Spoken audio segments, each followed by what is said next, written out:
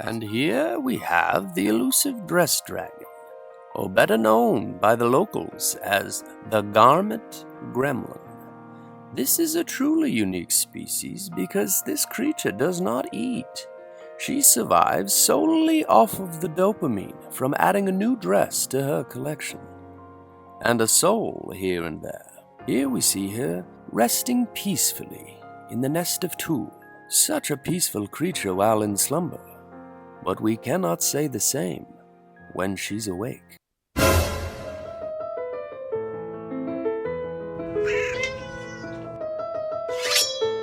It's that time. Part 2 of showing you every single dress that I have in my possession. If you didn't see my last video, I basically showed you the first installment of dresses that reside in my first closet, which were more casual, everyday wear type dresses. Pretty sure in the last video we broke 100. And while I do love every one of those dresses dearly, this episode is the good shit. This closet is the closet that my cats do not have access to. Lots of shreddable tulle, lots of shreddable vintage, feathers, stuff that I don't want to be dissecting out of there, you know what. And from the time I posted the last video to now, we hit 1 million subscribers on YouTube. So this video is gonna have the most epic giveaway I've ever done. Without further ado, let's get into the gown closet. Does this sound like ASMR? This is like the big comfy couch. We're gonna do Roy G. Biv like we did in the first video. So we're starting off with this one. This is a 70s vintage. But what's cool about this dress is like the same way that Crocs have sport mode, this has something similar. It's slut mode. Just updates the dress a little bit. Another 70s dress. This one is polyester. I love that it sits off the shoulder with a little strap. It just goes to show you history repeats itself. The cold shoulder was a big thing, what, in like, it was like 2008. Sorry, I can't turn on repeat. I can't turn on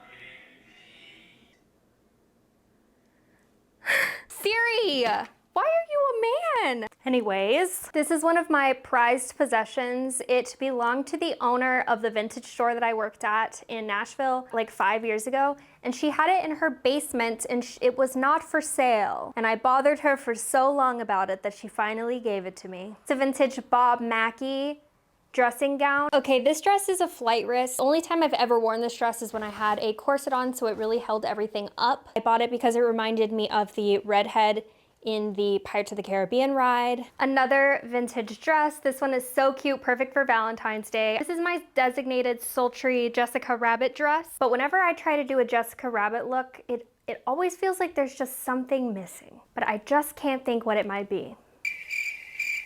Don't say a word. Now I have 2 pinup girl dresses in the dark red realm. This is one of my favorite silhouettes that they have. I have multiple colors of this dress, which you will see soon. And then last for the reds, we have this one. It's like a black base with red sparkle. And it's super stretchy, super comfy. This wraps up the red section. Now we move on to orange/brown. And I'm quickly losing daylight, so it'll probably be tomorrow. It's the next day. There's no better way to start off the orange/brown section than with this dress that's orange and brown. Again, I forgot to turn on my cute lamps. Next we have this one. This is the silhouette of the pinup girl dress I was talking about earlier. This is my favorite color variation of it. It's so autumn. This is a brown chemise that you would wear under like an overdress or a corset, but I think I'm gonna part with this. It's kind of costumey material and I'm trying to transition into having like natural fibers when it comes to my fantasy wear because I feel like that's the most authentic. This is a vintage young Edwardian dress. The ruffles, the skirt, and the sleeves are all a different pattern, but it just still beautifully works together. And then you have like the lace up, beautiful. Last one for this section. This is also a vintage piece and it's like a top dress. I've just put it on with like some flare jeans. People say that denim goes with everything. As someone who's chronically monochromatic, I disagree. So I would definitely rather have some like brown flare pants. I have the perfect pants. These are also 70s vintage and look at the embroidery. It's also orange cream. I got my second puberty. No. Can't even pull them all the way up. Okay, transitioning into yellow. In my last video, I had no yellow. This is my only dress that can be considered truly yellow, and it's only the top. I don't know what my beef is with yellow. I just don't gravitate towards it. In this yellow section, it's gonna be like yellow/gold because I have a couple of like gold metallic dresses. More than a couple. First gold dress, I actually thrifted this one recently from Threddup. Okay, next we have this one, very golden goddess, and it has this nice slit in the back so you can actually walk. That'll be $5 for looking at my foot. Next is this one, very form-fitting. We have a high slit. Okay, I got this one at Buffalo Exchange in New York City. And I think I was kind of in that zone where I was like, ooh, I'm in New York City, I want to buy shiny things. I don't think this is the most flattering thing ever, but it is very beautiful. It has this kind of like cutout detail. I just don't really feel like it fits me right. We are officially entering massive dress territory. These are the ones I know you're here for.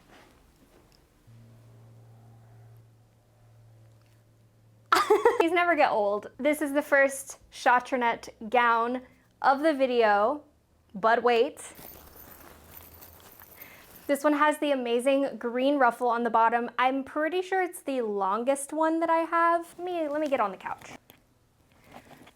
It's a dress. The dress is already nuts on its own, but add a hoop skirt to it, no words. Just a little hint, I will say if you like Chotronette gowns, you will definitely want to stick around for the giveaway. That dress perfectly transitions us into my favorite section, the green section. And I have 3 green Chotronette gowns, so I'm just gonna show them all now.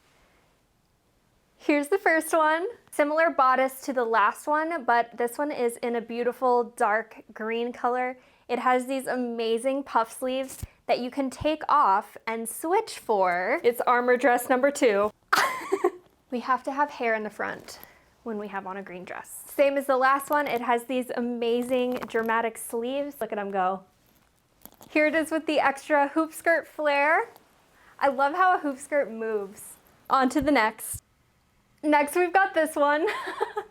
You cannot tell me that this is not Fern Gully coated. This dress is Fern Gully. It's literally like the Tinkerbell pixie dress of my dreams. 10 out of 10. I wore this to the Tennessee Ren Fair, and the Tennessee Ren Fair, first of all, does not deserve this dress because it kind of sucks. But this dress brings me to its bigger sister, this one, which I wore to the Neverland Ball in October in New York City. Hoop skirt. Putting on the hoop skirt really brings out the nude lining of the dress, and it gives it so much dimension. It's so freaking beautiful. Okay, that's all the Chotronette for green, but I have more colors, so don't you worry. Okay. I have sad feelings. This is a Selkie dress, and I have a few Selkie dresses. I've been affiliated with them, but they just recently announced that they are starting to use AI to make prints. And I just have thoughts and feelings about that. To my knowledge, I don't own any of the dresses that they used AI to create. But for the time being, I'm not going to get any new ones until they kind of come out and clear the air. They got a really bad reaction from people when they said that they were doing that, so I'm hoping that they will listen to their consumer, because in my opinion, it just doesn't fit their brand. Like it's a very artsy brand, and I don't know, like I said, thoughts and feelings, but it's still such a beautiful dress. It's like my Tartan Christmas dress dream. This is not a mermaid dress, it is the mermaid dress. The color, the sequins, and the train on this thing, oh my God. Ariel, who? Okay, I feel like we can see my hair getting messier and messier as this goes on, because I'm like taking these off and putting them on, and I'm just like, this one is very special to me. Not only was it my first big fantasy gown, but to my knowledge, I am the second person to own this, and it was handmade in the 60s. I got it from a vintage dealer who said that this was his aunt's, and she made it for like a Camelot themed event in the 1960s, and it's so sparkly. Day 3, which you'll probably notice because my hair has deflated slightly from yesterday. Today I'm starting off with the most sensory nightmare dress that I have because of the feathers. Oh my god, on the inside it's so itchy. But it's giving Martha May, it's giving glam over the top Christmas. And speaking of feathers, we have Miss Catherine Delish. This was my first big girl clothing purchase when I started making money on the internet. And it's the widow robe. It's the one that you wear when you answer the door and the cops tell you that your really, really old, really, really rich husband mysteriously passed. That's the one. Also kind of looks like I skinned the Grinch. This is a pinup girl gothic glamour gown. I have multiple colors of this. This is my favorite color. It's also my boyfriend's favorite color, but I don't mean his favorite color on me. The sleeves, oh my gosh. I wore this dress on the rocks of an Ireland beach and it's all been downhill from there. Okay, this is a Selkie and it's a prime example of why I don't understand why they would use AI. To my knowledge, this print was made before they started using AI. And it literally looks like art. It looks like a painting, and it's the price of something that would have been a painting. So I just don't understand. It's literally so beautiful. I have one more. This one can't be AI because it's not a print. It's like an eyelet fabric. This is one of those rare dresses that I got at a department store. I got it at Nordstrom in New York City because I needed to go to a December wedding. Did I have a dress that I probably could have worn already? Yes. Do I want to talk about it? No. I got this dress at a thrift store in Ireland for €1. I made the mistake of saying that I got this dress in Ireland for $1 on TikTok, and people were like, There's actually no way that you got that for $1 because if you were in Ireland, Ireland doesn't use dollar. The conversion rate made it equivalent, so it was also, I don't know, maybe a few more cents than actually dollar. I got this dress at a consignment store in Florida. I love it so much. It makes the girls look good. It fits really great. This dress is so satisfying to wear because it's just so heavy and like comfy. It feels like a weighted blanket. And it's also super versatile. You can close the sleeves. It's giving Merida's mother. This is a pinup girl dress. This is one of the prints and dresses that we shot when they took me to Ireland. And that's when I found the euro thrift store dress. Incredible print, not AI generated. This is a very special dress to me because I stole it from my mother. She bought it when I was in like middle school or high school because she was singing with a symphony. Okay, cool. It's got this really cool shift to it and the back is the best part. We've got this one. This is such a storybook coated dress, like literally there's books in the embroidery and dragons and swords. Here's the next one. I thrifted this off of Depop. It's super fairy-like, super sparkly. This is my limited edition Ireland Barbie dress. Basically, I just haphazardly hemmed a long rectangle of this fabric and safety pinned it to this dress. But in photos, it works. Got the glamour gown number 2. You could argue that this one is like blue, but I'm not sure how it's coming off on the camera, but in person it's like aqua, but like green aqua. This one is really cool because it's actually a 70s vintage dress. It's like the OG gothic glamour gown, but vintage. This is a vintage black label Gunne Sax. If you don't know, the black labels are the oldest ones. It absolutely does give, you are 16 going on 17. This is a 60s vintage nightgown set. It's got the gown and then this is like the little robe on top. That was the 2-day long green filming process. Now we're on to blue, which is my second favorite.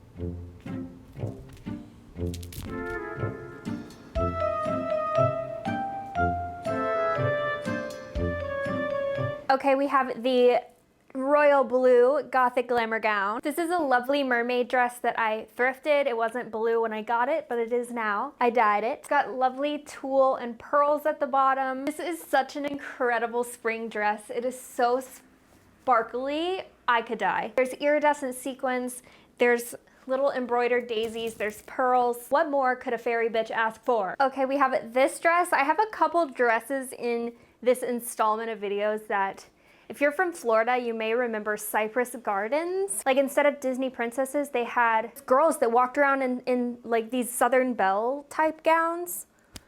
So this is definitely one of those that gives me that vibe. This one's vintage and then this next one, This one is a favorite in the biggest way. This is a Gunne Sax 80s vintage dress. I actually want to try something.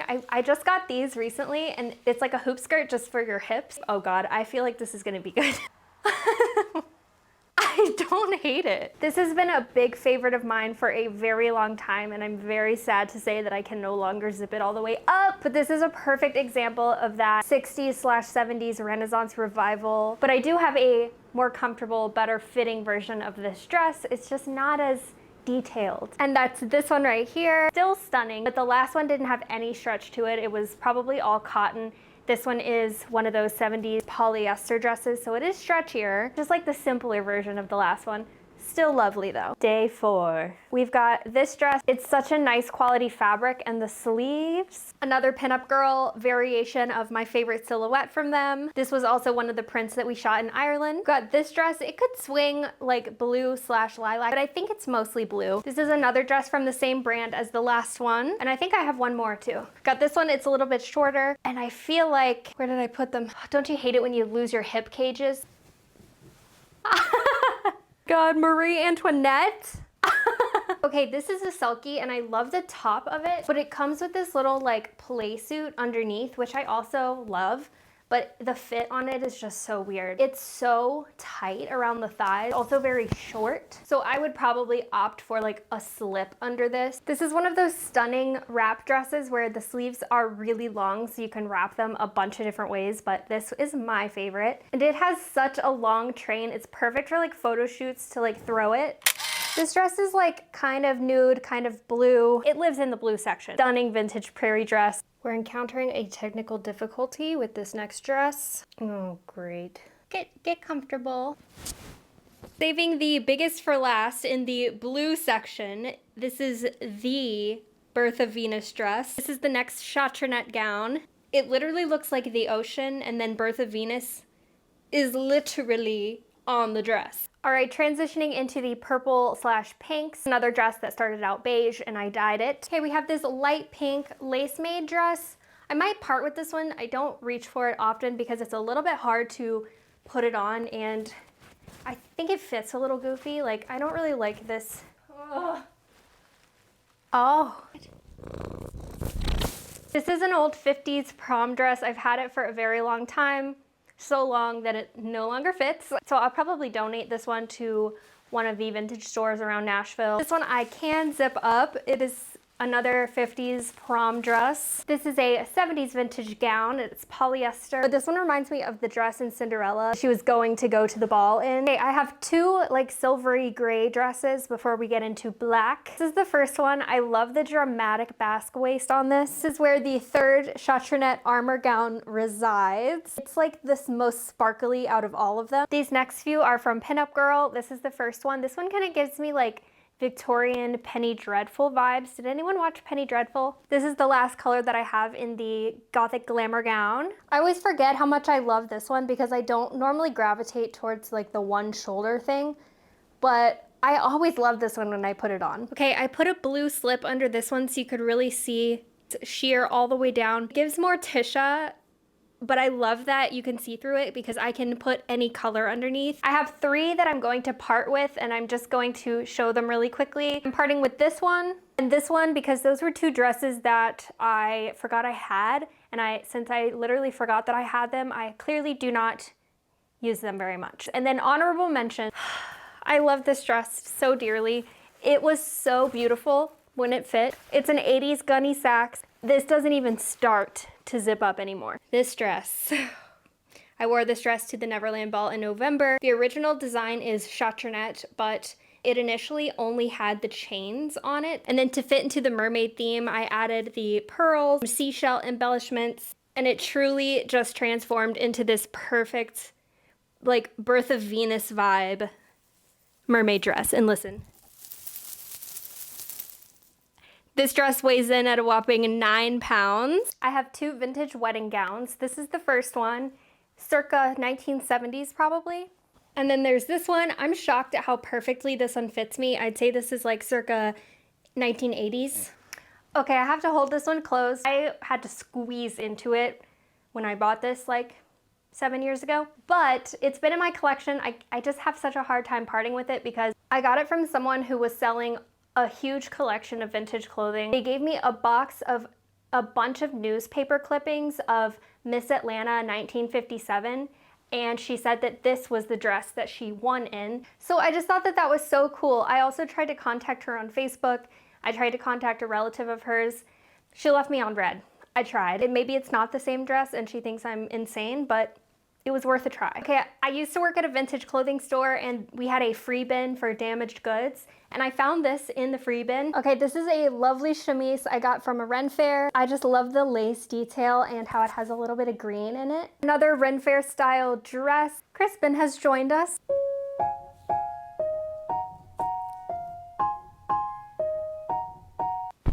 Pardon? Get.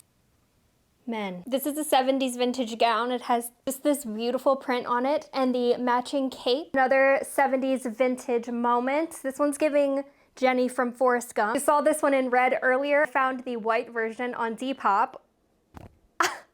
The stars aligned. I saved the absolute biggest dress for last.